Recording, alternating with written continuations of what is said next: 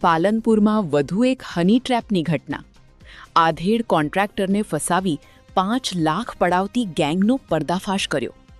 પાલનપુર તાલુકા police મથકે નોંધાયેલી ફરિયાદ મુજબ એક કોન્ટ્રાક્ટરને દવાના બહાને ચંડીસરની ઓફિસમાં બોલાવી હની ટ્રેપમાં ફસાવવામાં આવ્યા હતા. શું બની હતી ઘટના? જ્યારે કોન્ટ્રાક્ટર દવા અંગે વાત કરવા ઓફિસમાં ગયા ત્યારે ત્યાં હાજર મહિલાએ અચાનક અશ્લીલ વર્તન શરૂ કર્યું હતું. આ દરમિયાન પૂર્વ આયોજિત કાવતરા મુજબ બહારથી 3 અજાણ્યા શખ્સો ત્રાટક્યા હતા. તેમણે કોન્ટ્રાક્ટરને ધમકાવીને સ્થળ પર જ 5 લાખ રૂપિયા પડાવી લીધા હતા. ભોગ બનનારની ફરિયાદના આધારે પાલનપુર તાલુકા પોલીસે અક્ષય ઉજેઠિયા અને ડાયાભાઈ ભાગડિયા નામના શખ્સોની ધરપકડ કરી છે. ફરિયાદમાં એક મહિલા અને અન્ય અજાણ્યા પુરુષોના નામ પણ સામેલ છે, જેમની શોધખોળ ચાલુ છે.